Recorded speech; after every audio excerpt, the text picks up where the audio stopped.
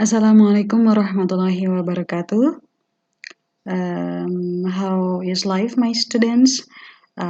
My blessings and guidance of Allah always be with us. Amin. Semoga kita semua diberi kesehatan, semoga kita semua diberikan rezeki yang cukup, halal dan berkah. Amin. Okay. Today in this video,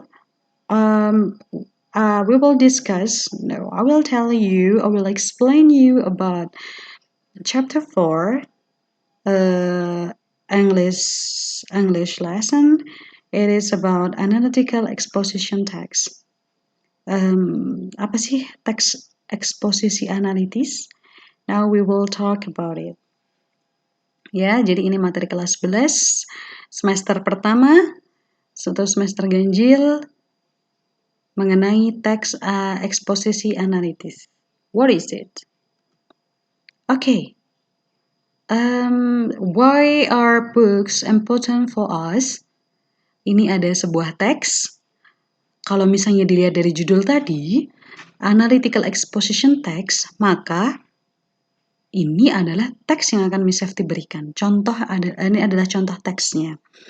Ya, lah Miss, bedanya apa? Apa sih yang membedakan teks analytical exposition text dengan descriptive text, dengan narrative text, dengan teks-teks lain? Now we will explore it. Pada video ini, Miss Safety akan menjelaskan mengenai analytical exposition text. Ada tiga aspek yang akan kita bahas. Social function atau fungsi sosial, structure atau struktur teks tersebut, dan language feature atau grammar focus atau kaidah bahasa yang digunakan. Kita menggunakan simple past tense atau simple present tense atau present perfect. Apa sih Miss yang kita gunakan? Kita akan bahas di video ini. Kenapa kita membahas ini? Agar kalian selalu dalam track atau jalan yang betul dalam membuat teks eksposisi analitis. Jadi agar tidak salah, agar bisa membedakan teks ini dengan teks lainnya. Okay, what is analytical exposition text? Apa sih teks ini? Jadi, exposition text adalah teks yang menguraikan that elaborates the writer's idea about the phenomenon surrounding. Jadi, teks ini sebetulnya yang menguraikan atau menuliskan ide seorang penulis mengenai suatu kasus atau mengenai suatu fenomena, ya. Baik itu apakah si penulis itu pro atau kontra atau berpikir positif, negatif terhadap suatu kasus. Bebas. Jika kalian yang disuruh menulis analytical exposition text, maka bebas kalian memberikan pendapat. Misal, merokok. Apakah kalian setuju atau kalian tidak setuju? Bebas, itu terserah kalian. Nah, di situ nanti, di teks tersebut nanti, kalian tuliskan opini-opini kalian mengenai pendapat kalian. Berikan bukti yang kuat.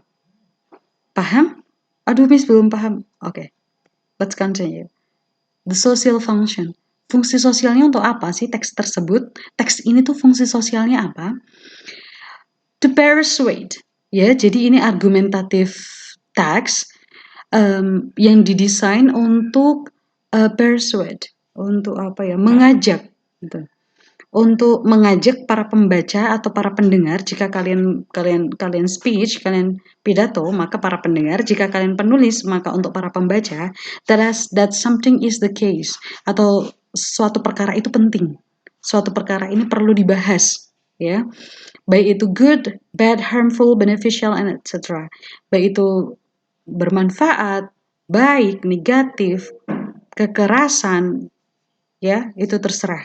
Fungsi sosialnya apa? Ingat, untuk mengajak para pembaca atau para pendengar, mengajak para pembaca atau pendengar bahwa suatu kasus itu penting, untuk mengingatkan, ya, persoalan penting, bahwa isu yang dihadirkan di teks kalian itu penting. Ya, meyakinkan para pembaca bahwa topik yang dihadirkan adalah persoalan yang penting dan memberikan pendapat satu sisi. Yaitu isi si penulis. Lalu, teks Itu teks ini memiliki struktur seperti apa, Miss? Oke, ada 3. Thesis, argument, reiteration. Thesis itu ada mencantumkan topik dan proof of the statement. Kalau kamu mengatakan mengapa rokok, misalnya rokok itu tidak baik. Mengapa kamu mengatakan rokok tidak baik? Berarti kamu harus mencantumkan proof atau bukti. Apa buktimu yang apa dasar kamu bisa mengatakan seperti itu? Bisa berpendapat seperti itu. Jika kamu mengatakan bahwa rokok itu baik bagi kesehatan, apa dasar kamu? Berikan buktinya. Ya, tidak serta-merta hanya mengatakan rokok itu pokoknya baik tanpa memberikan bukti atau data yang kuat, fakta. Ya.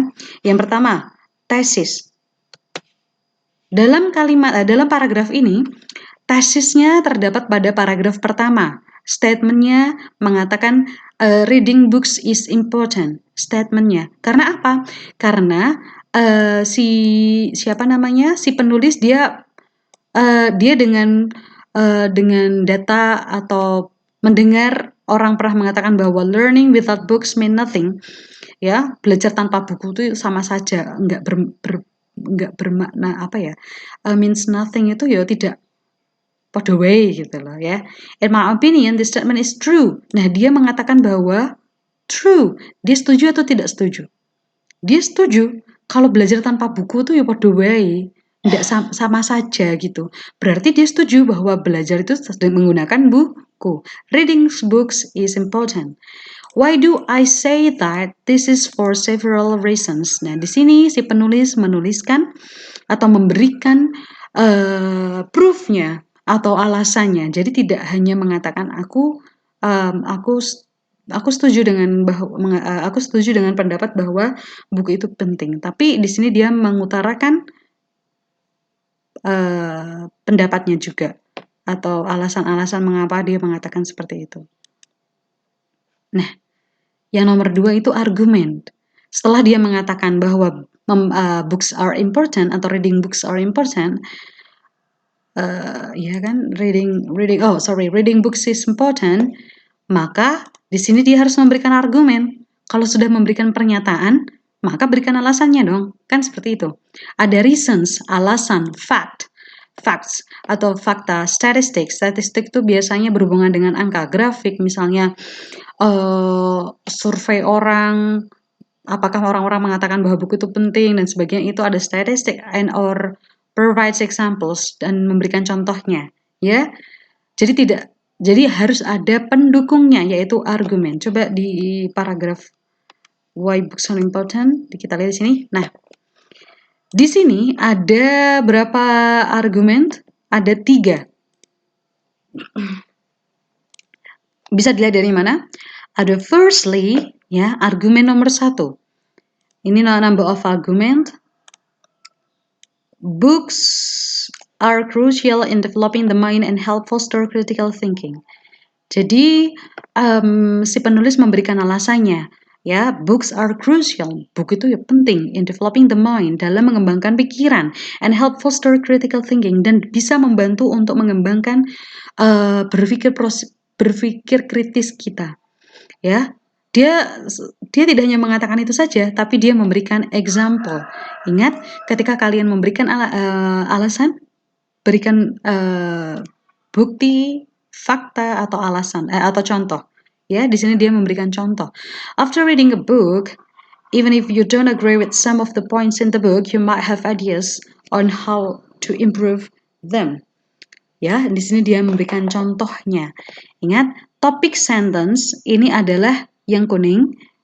Ini ide pokokmu. Lalu ide pokokmu didukung dengan contoh di sini, yaitu supporting sentence. Ini supporting sentence-nya. Si penulis di sini menggunakan apa supporting sentence-nya? Contoh. Begitu pula dengan paragraf ketiga. Paragraf ketiga dia secondly, berarti argumen kedua dia. Di sini, mana ide pokoknya? Books not only contain stories, but also record facts and review histories. Di sini dia ide pokoknya mengatakan bahwa buku itu tidak hanya berisi mengenai cerita-cerita, tapi juga merekam atau mencantumkan fakta-fakta, dan dia juga mereview sejarah atau cerita-cerita sejarah. Dan di sini si penulis memberikan supporting sentence-nya, yaitu for example, atau you can also learn about a certain period in history by discovering the popular books of that area. For example, you can learn about the French Revolutionary era by reading Alexander Dumas' A Tale of Two Cities. Jadi di sini si penulis memberikan supporting sentence-nya, yaitu menggunakan apa? Example. Lebih spesifik, dia menyebutkan French Revolutionary Era, membaca buku apa, disebutkan itu bukunya. Lalu, argumen yang ketiga juga sama, lastly. Di sini dia menggunakan lastly, berarti dia yang ketiga. Kalau misalnya lastly, berarti mungkin bisa yang terakhir ya. Book not only educate but also entertain. Buku itu tidak saja untuk mengedukasi atau mendidik, tapi juga untuk menghibur. Contohnya, there are books containing mystery, drama, comedy, adventure, and so on. Jadi topik sentence-nya yaitu books not only educate but also entertain. Nah, buktinya apa nih? Bukan apa, kalimat pendukungnya apa? There are books containing mystery, drama, bla bla bla. Ya, ini adalah argumen-argumennya. Yang pertama tadi adalah tesis. Tesis itu mengutarakan pendapat si penulis, apakah dia setuju, tidak setuju, apakah dia mengatakan bahwa sesuatu itu sangat bermanfaat atau tidak bermanfaat. Lalu di paragraf selanjutnya, ya, yaitu argumen yang berisikan tentang reasons, alasan, atau bukti mengapa kamu mengatakan demikian atau berpendapat demikian, dan juga contohnya atau data fakta yang ada mengapa kamu bisa mengatakan demikian. Dan yang terakhir adalah reiterations, which restates the thesis statement or draws a conclusion based on the argument. Berarti konklusi, hanya mengatakan atau menyatakan kembali saja sih di kalimat terakhir, yaitu reiteration conclusion, yaitu based on the reasons above. Berdasarkan alasan-alasan di atas, ini alasan-alasan tadi, it is no wonder that books are said to be our window to the world. Jadi, tidak mengherankan lagi bahwa buku dikatakan sebagai jendela dunia kita. Ya, ini reiterations, conclusion. Yang pertama ingat, kalau misalnya ada 5 paragraf, yang pertama adalah tesis, mengutarakan idemu, kamu setuju atau tidak setuju terhadap sesuatu topik atau suatu topik pada suatu hal. Paragraf selanjutnya sebelum terakhir, ya, yang di tengah-tengah ini adalah argumen, berikan bukti atau alasan mengapa kamu mengatakan demikian, dan yang terakhir adalah conclusion. Conclusion apa? Summary itu apa? Kesimpulan. Mengapa kamu dari semua ini tadi, kesimpulanmu apa? Yaitu sama, bahwa books are important, bahwa books adalah jendela dunia kita, ya, sesuai topik yang kalian tulis. Nah, sekarang language features-nya. Kaidah bahasa gimana sih kalau kita membuat teks analytical exposition?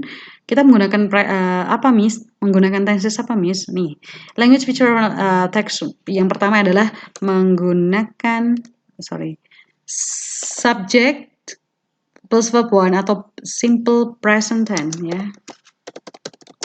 Simple present tense di sini. Simple present tense.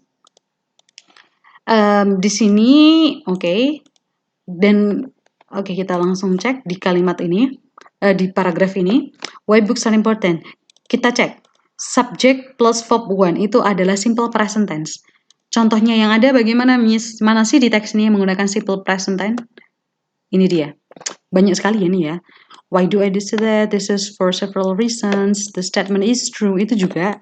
Nih, books are crucial. You can also learn. Book not only educate but also entertain. There are books containing mystery.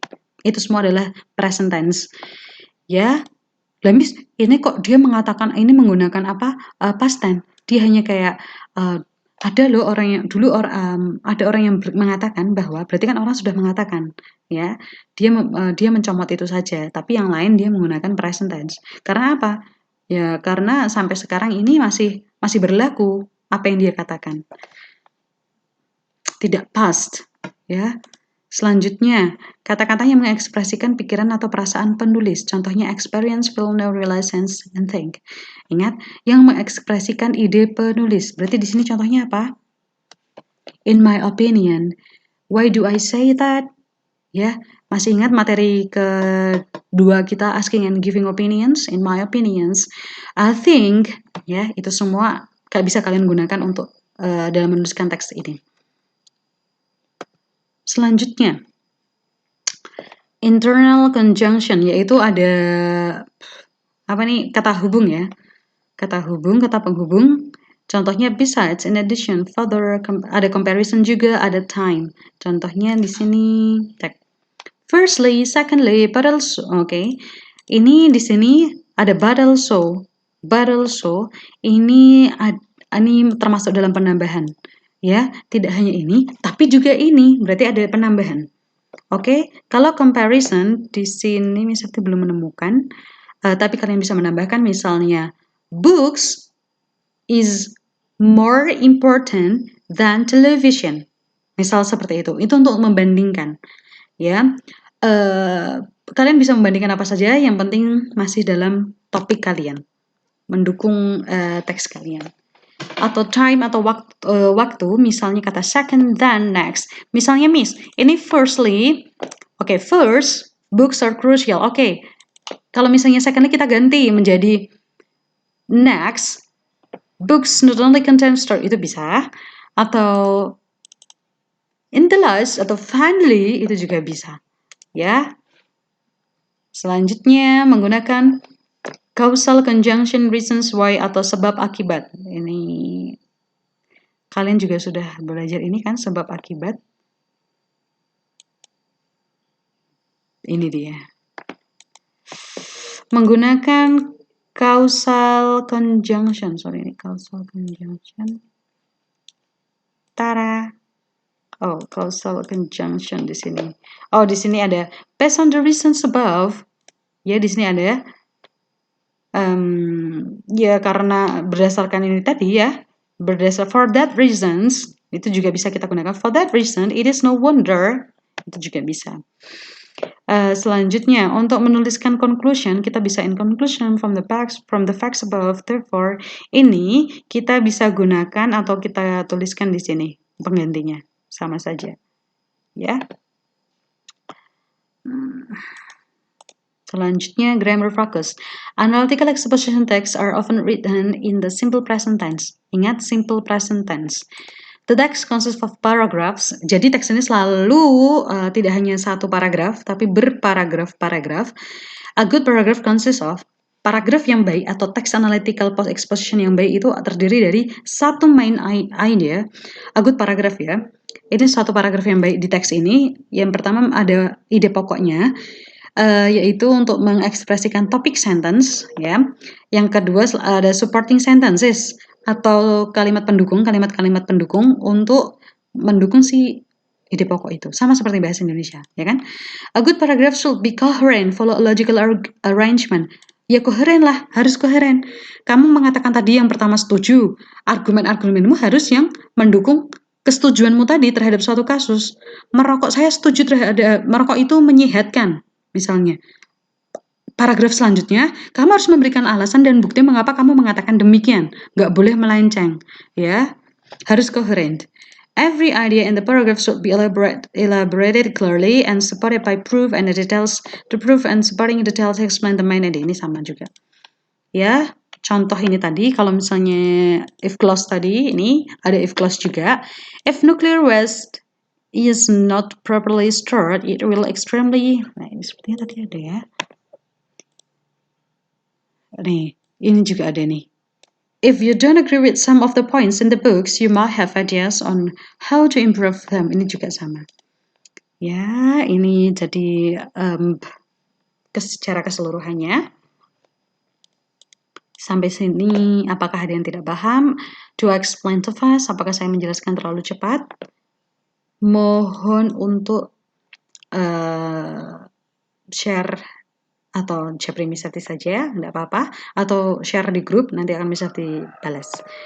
Oke, lalu untuk tugasnya, nah, Miss Sakti ada teks. Ini kalian kelas 11, ada teks ya ini ya. Nah, Miss Sakti di sini minta tesis tadi paragraf berapa? Arguments dan juga reiterationnya.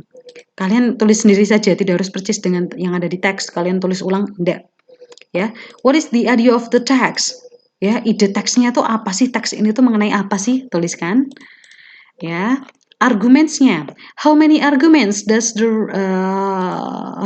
How many arguments does the writer put mention the proof? Ada berapa argumen di teks tersebut? Ya kan, yang si penulis tuliskan dan sebutkan. Ya, pakai nomor boleh. Reiterations, konklusinya apa? Kesimpulannya apa? Oke, nanti ini saya share semuanya. Feel free to ask. Ya, jangan malu untuk bertanya. Sebentar lagi kita akan menghadapi UAS, ya, ujian akhir semester. Jadi jangan sampai kalian menghadapi UAS tapi belum paham materi. Monggo bertanya. Oke, see you next time.